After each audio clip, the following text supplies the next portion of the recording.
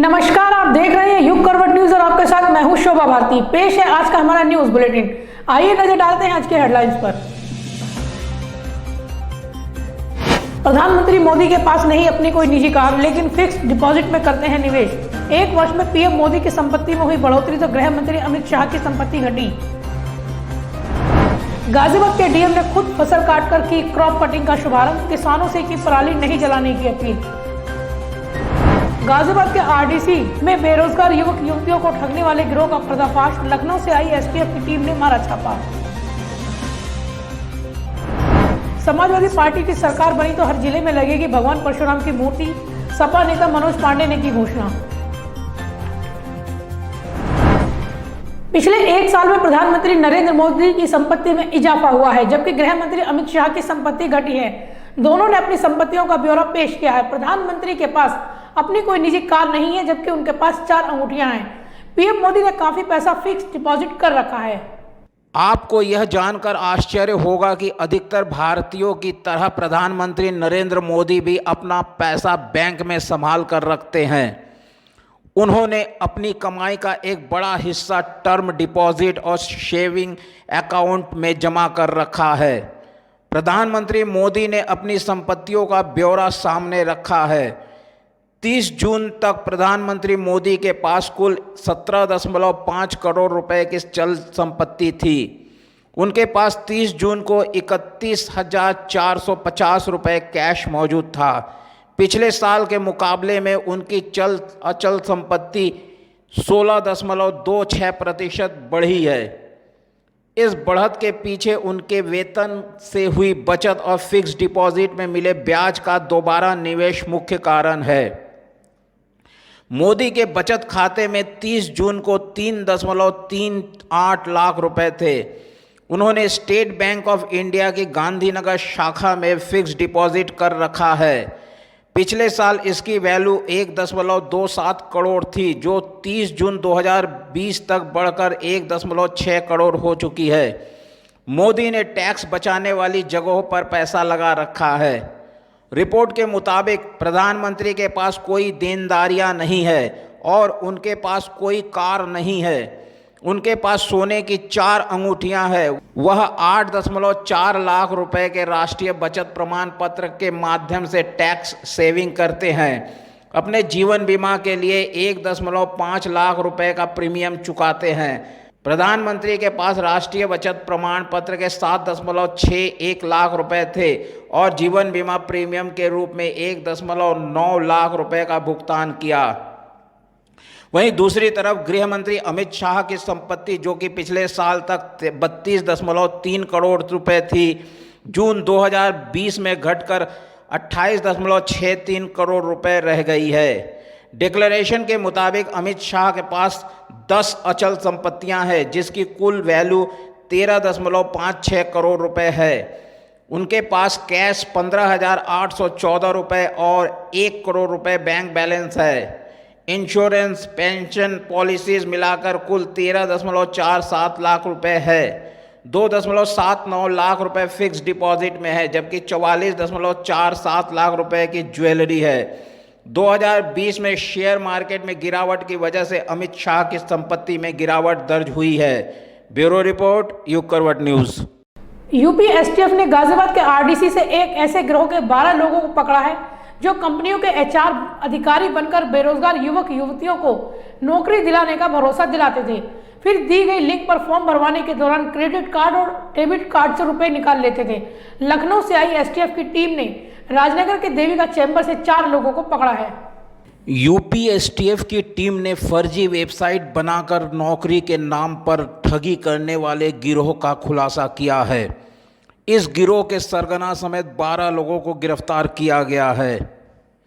पकड़े गए लोग बेरोजगार युवक युवतियों से रजिस्ट्रेशन के नाम पर फर्जी वेबसाइट में रुपए जमा कराने के बहाने उनके क्रेडिट और डेबिट कार्ड की गोपनीय जानकारी हासिल कर लेते थे और रुपए उड़ाकर ऐश करते थे। एसटीएफ के एसपी विशाल विक्रम ने बताया कि लखनऊ निवासी शिवानी वारा ने नौकरी के लिए shine.com में आवेदन किया था। 19 अगस्त को राधिका नाम की युवती ने उसे कॉल करके खुद को एक्सिस बैंक की एचआर मैनेजर बताया। उसने नौकरी के लिए व्हाट्सएप पर एक लिंक भेजकर 10 रुपये का रजिस्ट्रेशन शुल्क जमा करने को कहा। शिवानी ने उक्त लिंक पर 10 रुपये जमा कर दिए, पर उसके खाते से 1000 रुपये कट गए। शिकायत करने पर ठगों ने रिफंड के बहाने उसके खाते से 2 बार में 1 लाख रुपए और उड़ा दिए। शिवानी ने लखनऊ महानगर कोतवाली में केस दर्ज कराया। जो भी बेरोजगार लड़के लड़कियां, वेबसाइट है shine.com और quikr.com, इस पे जॉब के लिए अप्लाई करते थे, तो ये एज ए HR मैनेजर बनकर किसी भी प्रतिष्ठित बैंक के जैसे एक्सिस या SBI इन बेरोजगार बच्चों को फ़ोन लगाया करते थे कि मैं फला बैंक से बोल रहा हूँ, आपने shine.com पे जॉब के लिए अप्लाई किया है कि आप एक्सिस बैंक में या फला बैंक में जॉब के लिए इंटरेस्टेड हैं। अगर वो उधर से येस होती थी तो ये व्हाट्सएप के माध्यम से उनके मोबाइल पर एक फ़िशिंग लिंक भेजते थे। ये फ़िशिंग लिंक भेजने के लिए उन्होंने 2 फेक वेबसाइट्स बना रखी थी और उस फ़िशिंग लिंक के माध्यम से वो इनसे रिक्वेस्ट करते थे कि आप रजिस्ट्रेशन के तौर पर 100 रुपये या 200 रुपये जैसे भी हो अपने क्रेडिट या डेबिट कार्ड से पेमेंट करिए। जब आप इस पेमेंट मोड में जाते हैं तो वो क्विक सपोर्ट है या एनी डेस्क करके सॉफ्टवेयर है, उसके माध्यम से आपके अकाउंट को रिमोट एक्सेस पर लेकर और आपके साथ फ्रॉड करते थे। आपने 100 रुपये की एंट्री की, लेकिन वो डिटेक्ट कर सकते थे जितना भी पैसा आपके अकाउंट में हो, 15,000, 20,000, 25,000, वॉटएवर। मामले की जांच कर रही एसटीएफ को पता लगा कि उक्त फर्जीवाड़ा गाजियाबाद के राजनगर आरडीसी स्थित देविका चेंबर के एक कॉल सेंटर से चल रहा है। पुलिस ने वहां दबिश देकर गिरोह के सरगना और दिल्ली के हर्ष विहार राजीव नगर निवासी शादाब खान उर्फ रोहन ठाकुर उर्फ फरहान और उसके साथी गाजियाबाद के निवाड़ी में रहने वाले अंकित कुमार समेत 12 लोगों को गिरफ्तार कर लिया।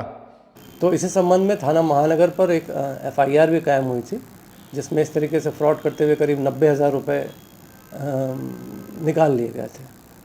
तो इस पर इलेक्ट्रॉनिक सर्विलांस और मैनुअली STF की टीम लगी हुई थी और कल गाज़ियाबाद में RDSO क्षेत्र के पास से इस गैंग के 12 लोगों को अरेस्ट किया गया, जिससे मास्टरमाइंड एक शादाब उर्फ रोहन उर्फ फरहान करके है और इसके साथ में इसका एक साथी अंकित और एक गुरप्रीत कौर करके लड़की भी है। शेष 9 जो लड़के हैं, बच्चे हैं, वो टेलीकॉलर्स हैं, जिनको इस बात की पूरी जानकारी थी कि वो ये फ्रॉड पूरा सिस्टम है और ये खुद भी ये फेक कॉल करके बेरोजगारों को अल्योर किया करते थे, उनको प्रलोभन दिया करते थे।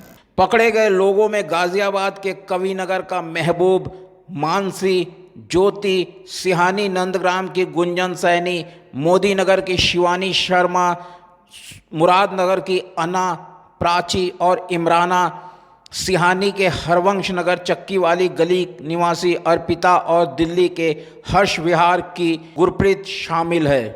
गैंग के सरगना शादाब खान का कहना है कि 2016 में रिलायंस जियो के कस्टमर केयर में काम करने के दौरान किस तरह डाटा चुराकर पैसा निकाला जाता है, इसकी पूरी जानकारी उसने हासिल की थी। ब्यूरो रिपोर्ट, युग करवट न्यूज़। विश्व हैंड वॉश डे पर गाजियाबाद डीएम अजय शंकर पांडे ने मलिन बस्तियों में जाकर जागरूकता अभियान चलाया। इस अभियान को डीएम ने सुमन के नाम दिया है, जिसमें हैंड वॉश के तरीकों को समझाया गया है। डीएम ने कहा है कि सामान्य दिनों में नहीं बल्कि वर्तमान में चल रहे कोरोना काल में हैंड वॉश करना बेहद जरूरी है। अगर नियमित हाथ धोए जाएंगे तो संक्रमण से मुक्त रहेंगे और बीमारियां पास नहीं फटकेंगी। विश्व हैंड वॉश डे के अवसर पर डीएम अजय शंकर पांडे ने शहर की मलिन बस्ती में पहुंचकर लोगों को इसके प्रति जागरूक किया। हाथ धुलाई का महत्व हमारे जीवन में बहुत है। डीएम अजय शंकर पांडे ने बताया कि आम जीवन में ही नहीं बल्कि वर्तमान में कोरोना संक्रमण काल चल रहा है, जिसमें हैंड वॉश नियमित रूप से किया जाना बेहद जरूरी है ताकि संक्रमण से बचा जा सके। ये जो हैंड वॉशिंग का महत्व हमेशा से रहा है और बचपन से भी हम लोगों को सिखाया जाता है, स्कूलों में भी बच्चों को बताया जाता है कि आप जो है खाना खाने से पहले, नाश्ता करने से पहले या कहीं अगर बाहर से आप घर में आते हैं तो अपना हाथ जरूर साफ करें। लेकिन इस कोरोना काल में इसका विशेष महत्व है, क्योंकि हाथ साफ न होने की वजह से संक्रमण की संभावना ज़्यादा रहती है। इसीलिए इस हैंड वॉश डे का महत्व बहुत है और हमने आज इसको पूरे जनपद में एक कार्यक्रम चल रहा है, लेकिन हमने इस बस्ती को चुना है क्योंकि यहाँ पर जो लोग रह रहे हैं उनमें जागरूकता लाना ज़्यादा आवश्यक है और वो लोग थोड़ा सा जैसे जो आधुनिक संसाधन उससे भी थोड़ा वंचित रहते हैं। इसलिए यहाँ फिजिकली पहुँच करके अगर इनको जागरूक किया जाए तो इसका लाभ इनको भी मिलेगा और जिनके संपर्क में ये लोग आते हैं उनको भी इसका लाभ मिलेगा। डीएम गाजियाबाद जिले में अनूठी पहल के लिए जाने जाते हैं। इस बार भी हैंड वॉश डे को एक स्लोगन सुमन के नाम दिया गया है। इस स्लोगन के जरिए हैंड वॉश के तरीके को समझाया गया है ताकि लोग सही तरीके से हैंड वॉश कर सकें। नहीं, ये हैंड वॉश करने का जो तरीका है वो है, इसमें एक है सुमन के करके है। एस से हो जाता है कि सामने से हाथ हमको कैसे धोना चाहिए, फिर यू है उल्टा, एम है फिर मुट्ठियाँ, एन है फिर नाखून, फिर के है कलाई। तो ये बड़ा याद रखने में हैंड वॉश करते समय ये जो फार्मूला है अगर ये याद रहेगा तो हैंड वॉशिंग हमारी बहुत अच्छे ढंग से होगी और जिसका जो उद्देश्य है, जो पर्पज़ है, वो पूरा हो जाएगा। डीएम ने बताया कि गुरुवार को जिले भर में हैंड वॉश डे मनाया जा रहा है ताकि लोगों को हाथ धुलने के प्रति जागरूक किया जा सके। विशेष तौर पर मलिन बस्तियों को चुना गया है जहां लोगों को इसके प्रति जागरूक किया जा रहा है। ब्यूरो रिपोर्ट, युग करवट न्यूज़। हमेशा अपने अनूठे अंदाज के लिए जाने जाने वाले गाजियाबाद के डीएम अजय शंकर पांडे ने गुरुवार को रजापुर ब्लॉक के भिक्कनपुर गांव में खुद धान की फसल काटकर क्रॉप कटिंग का शुभारंभ किया। इस दौरान डीएम ने किसानों को फसल कटाई के बाद निकलने वाली पराली न जलाने की भी अपील की। डीएम ने फसल कटाई के दौरान किसानों से सोशल डिस्टेंस का भी पालन करने की अपील की। उन्होंने कहा कि मास्क लगाकर ही कटाई की जाए ताकि लोग संक्रमण की चपेट में न आ सके। डीएम ने किसानों से अपील की है कि पराली न जलाएं, ऐसा करने पर जलाने वालों के खिलाफ जुर्माना लगाए जाने की कार्रवाई भी की जाएगी। पराली एक उसका इम्पोर्टेंट कंपोनेंट है। हालांकि जनपद गाजियाबाद में धान की हमारी जो खेती सोइंग है वो थोड़ी कम है, लेकिन फिर भी हम बिल्कुल जीरो टॉलरेंस पर काम कर रहे हैं और एक छोटी सी घटना हुई भी थी शुरुआती दौर में, उसको उन्होंने नियंत्रित भी किया। उसके लिए जिम्मेदार अधिकारी थे, कर्मचारी थे, उनके खिलाफ कार्रवाई भी हम लोगों ने की। संबंधित कृषक के खिलाफ भी कार्रवाई की और आज भी हमने एक गाँव का भ्रमण किया है और किस तरह से धान की कटाई की जाए उसके बारे में भी थोड़ी सी लोगों को हमने जागरूक किया है ताकि खेत में मैनुअल अगर हम कटाई कर रहे हैं तो पराली का अवशेष बचने की कोई संभावना न रहे। इसके अलावा जो पराली बन भी रही है उसको हम अपने गौशालाओं से भी टैग करा रहे हैं कि उसको हम फॉडर के रूप में भी उसका इस्तेमाल कर सकें। गाजियाबाद के लोनी थाने में गुरुवार को महिलाओं के बीच जमकर हंगामा हुआ। इस दौरान पत्रकार के मोबाइल को भी तोड़ दिया गया।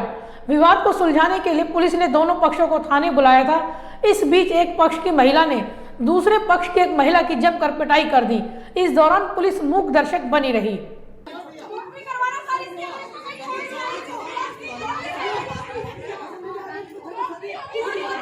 यह नजारा है गाजियाबाद के लोनी थाने का, जहां एक महिला शूटर ने गुरुवार को जमकर हंगामा किया। इस दौरान कवरेज कर रहे एक पत्रकार का मोबाइल भी तोड़ दिया गया। महिला शूटर का नाम अंजलि बताया जा रहा है।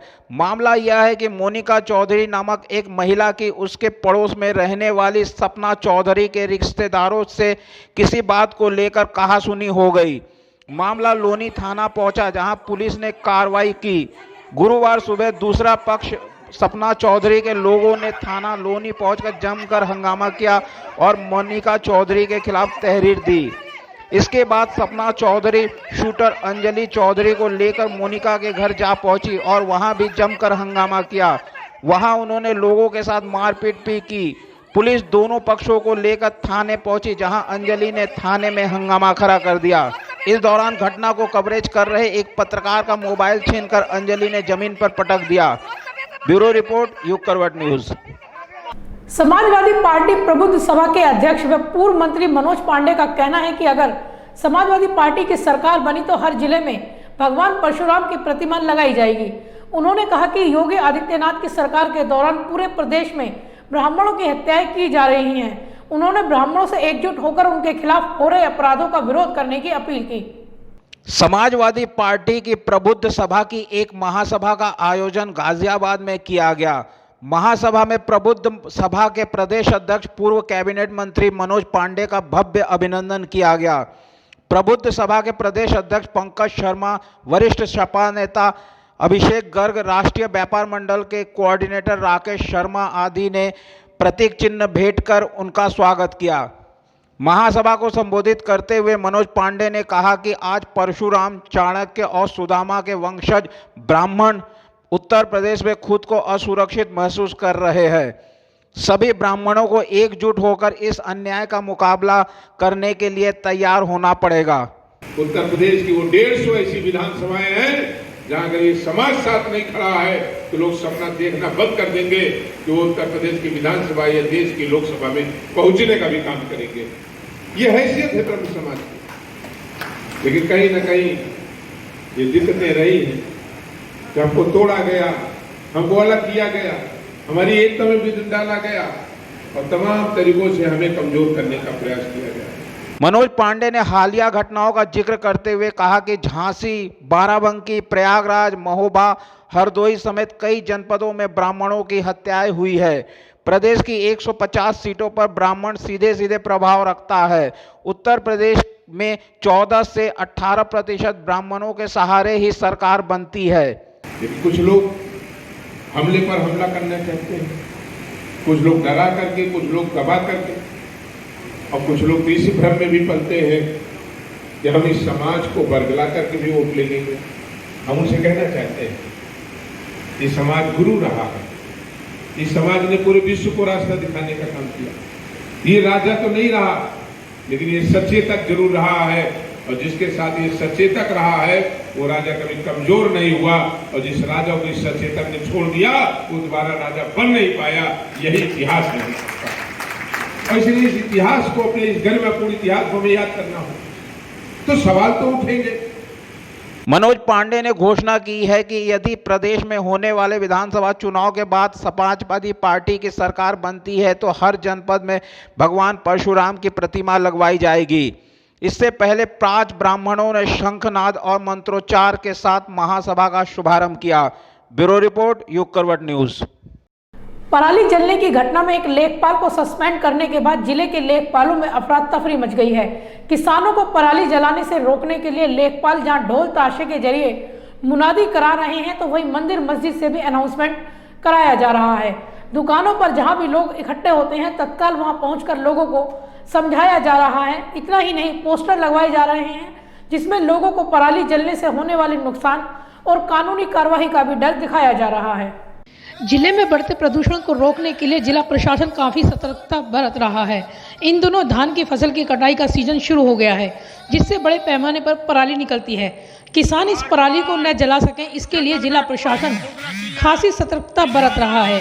गांव-गांव जाकर किसानों को मुनादी कर पराली न जलाने और ऐसी घटना होने पर जुर्माना और कानूनी कार्रवाई किए जाने की चेतावनी दी जा रही है। गाँव वासियों को सूचित किया जाता है कि अपने कोई खेत में ज्वार और मुंजी का पूड़ा ना जलाए, जो जलाएगा उस पर कानून कार्रवाई की जाएगी जी।